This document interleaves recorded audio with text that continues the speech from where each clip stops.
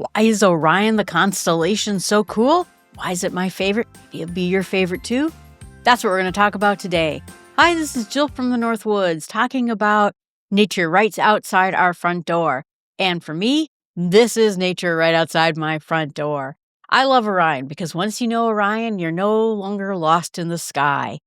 Orion is primarily considered to be a winter constellation, and we'll talk a little bit about that. So Orion is more prominent in the northern hemisphere, roughly, and it's most prominent late November through March. And the highest it is in the sky, which makes it more visible, is January and February. It is visible in the evening sky, just not as late at night. Many people associate Orion with cold air, early sunsets, and stepping outside after dinner and immediately spotting him. So that's one of the big reasons why Orion feels so familiar to us. It is not something that disappears from Earth in other seasons. It's just how the sun and nighttime orients itself as the Earth shifts on its pivot. So in wintertime, the Earth side faces Orion. And in summertime, the day side faces Orion, and winter was at night. So Orion is above the horizon again in summertime, during the summertime, completely washed out by the sun. And so technically there, but we can't see him. And so it becomes a good seasonal marker for us to know that winter is here. Winter is coming. And so what happens to Orion through the seasons is that in autumn time, you can see it late at night sometimes, first appearing very early hour the mornings. There's your hint that winter is coming. And then in wintertime, Orion rises early evening, dominates the skies for hours and hours, and it's a great time to grab your binoculars and go check out some nebulas. And then early spring, Orion is still visible just after sunset and then sinks in the west. And, he's kind of heading out for the summer. And then Orion in summertime is completely lost and visible because it's there during daylight. And so we don't get a chance to see him. This became one of my favorite constellations when I lived way up in the North Woods, up by the Canadian border. And I had a friend who lived really far away. I would probably say it was 3-4 miles away. And so when I would walk home, because it got dark so early, and from her house, I would just look at Orion. It was like my benchmark. I never was lost as long as I could find Orion. I also, as a kid, because I had snow boots on, pretended I was on the moon, and I would walk like you're on the moon, and I would just sit there and stare at Orion and how beautiful it was. So it has always been my favorite. And I have to say that even in my adulthood, I go, various places. Like I had a chance to go to India for work. There's Orion. No matter where I go, that is kind of my beacon. And so that's the case. So in the summer hemisphere, he does appear upside down, and he's more prominent in the southern hemisphere's southern time. So just by making it upside down, it looks a little bit different than what we think of, for us.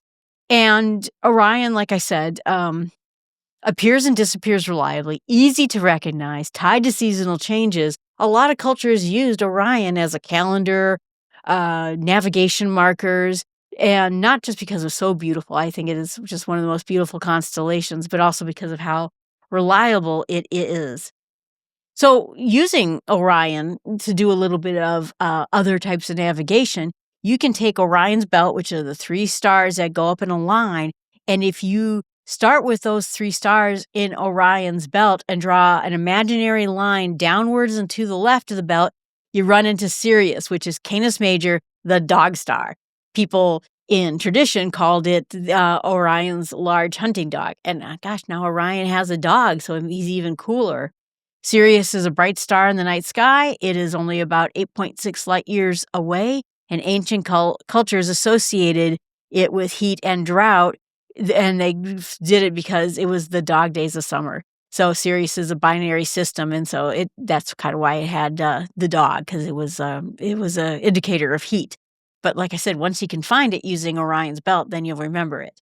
Orion's belt, then now you can trace it upward and to the right, and you find Aldebaran and Taurus the bull.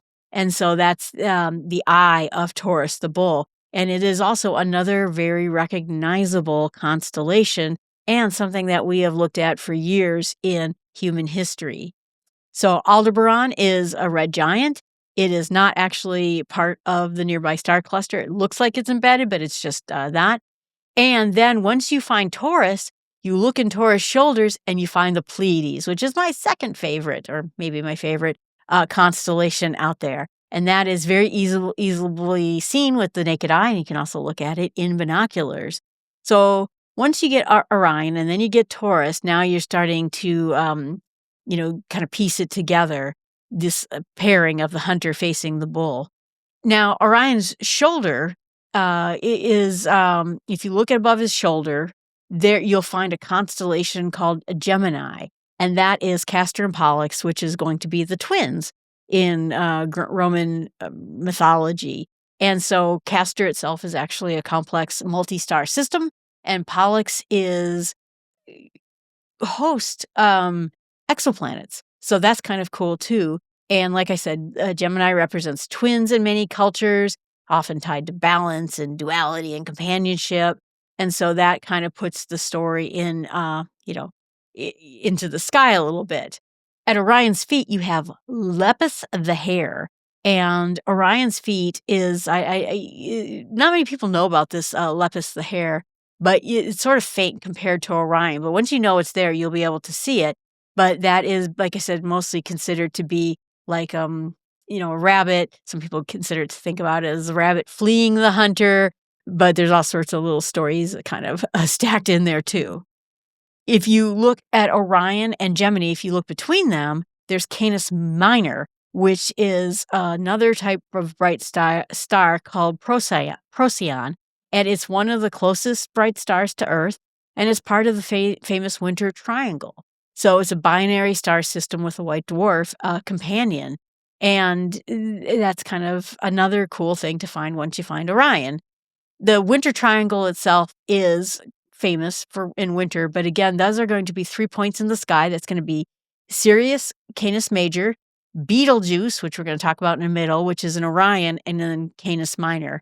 So when you look at that, that's another recognizable landmark in wintertime when you're looking at the stars.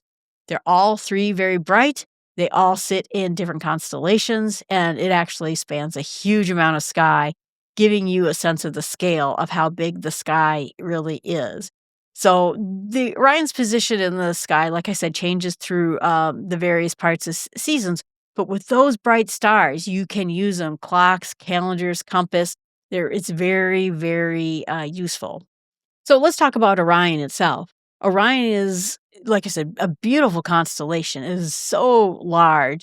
And when you look at him, you're not just looking at this stagnant pattern. There is a stellar birth area in there. There's a place of stellar death in there. And all sorts of things are happening right inside this area and inside Orion's neighborhood, relative to us.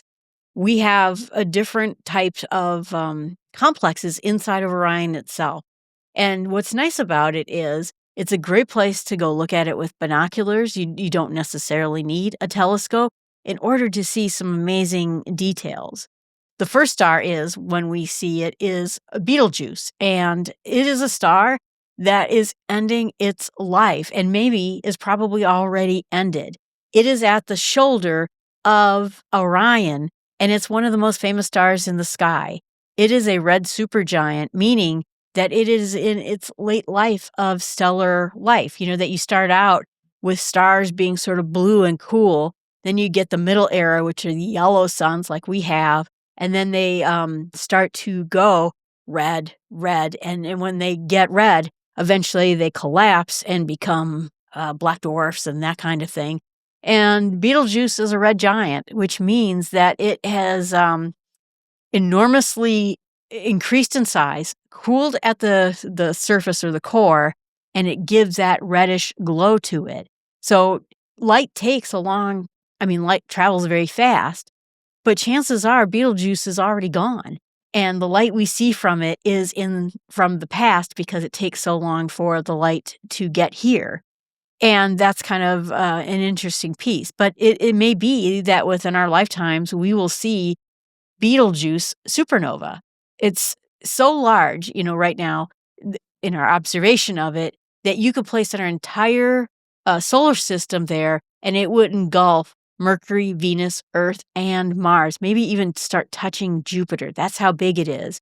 It's losing its mass to space and the gas around it, and it will eventually supernova. But like I said, it could be tomorrow. It could be 100,000 years from now. We don't know, but keep your eyeballs on it. But that makes Betelgeuse just seem so fascinating. And then there's Rigel, and Rigel is in the opposite corner, and it's a blue supergiant. Burns incredibly hot and bright, and is about 40,000 times more bright than our own sun. That's why we can see it so clearly, even though it's so far away. It emits an enormous amount of ultraviolet radiation and is much younger than Betelgeuse, even though it appears just as dominant in the sky. So again, Betelgeuse and Rigel form kind of a contrast about the ages of stars and their life path. One is aging and swelling, and the other one is hot and intense. So Orion's constellation shows us in one view, different paths for stars. So then we talk about Orion's belt, which are the three stars that are in a line, and one is Alnitak, the other is Alnilam, and the other one is Mintaka, which sounds a lot like Minnetonka, which is in Minnesota. But anyway, they are not physically aligned. They're just, in our point of view, they look physically aligned to us, but they look like it. They are all three very massive. They're all three very young, and they are part of a stellar group called an OB association.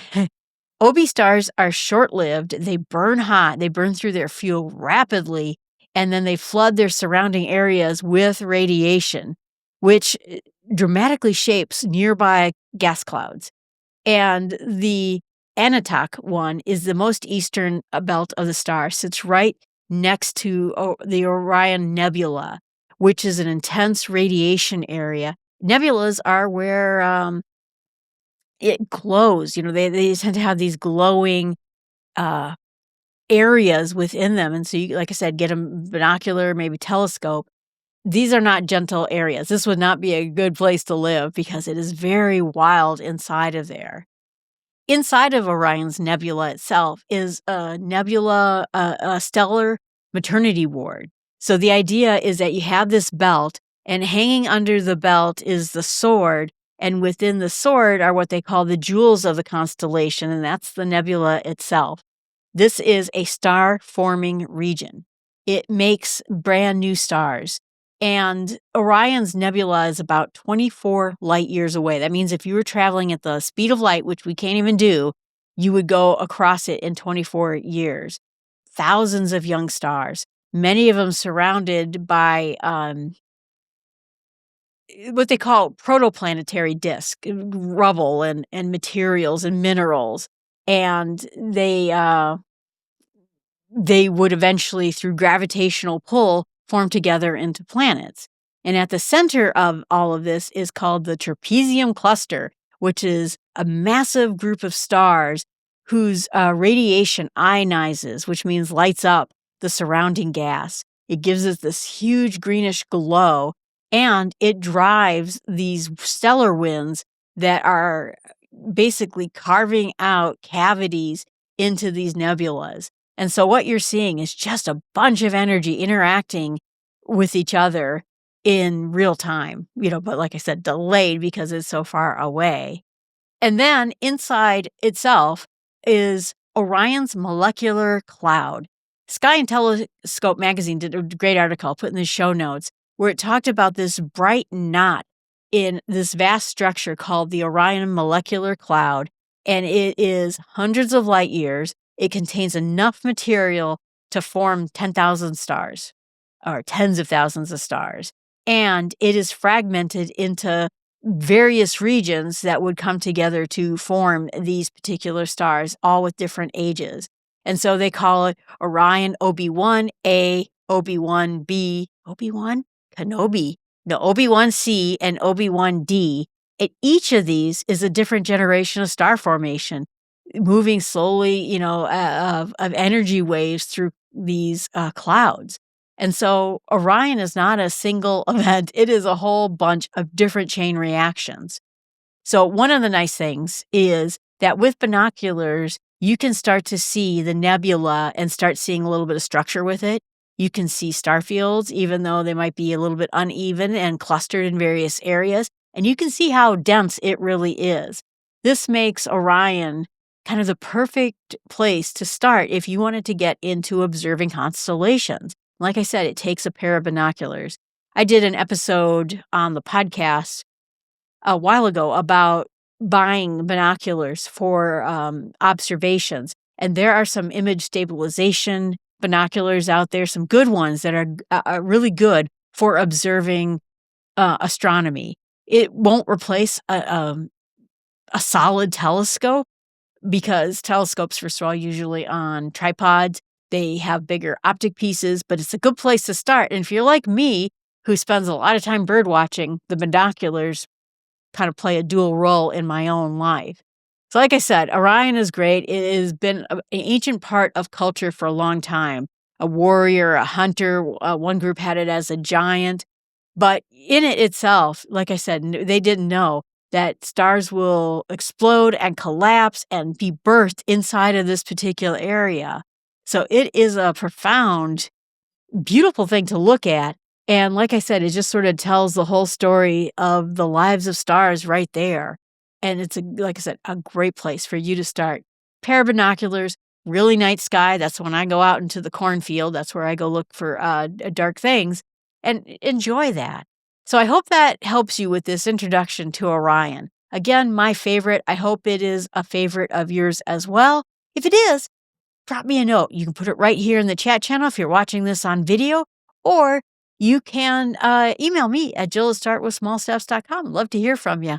And if you are a listener of this, just make sure that you invoke the fact that you're listening to this podcast. I get a lot of very spammy emails that pretend to listen to my podcast. So just let me know what it is that you listen to and what you liked. Appreciate you being out there, and go out there and go find yourself a constellation.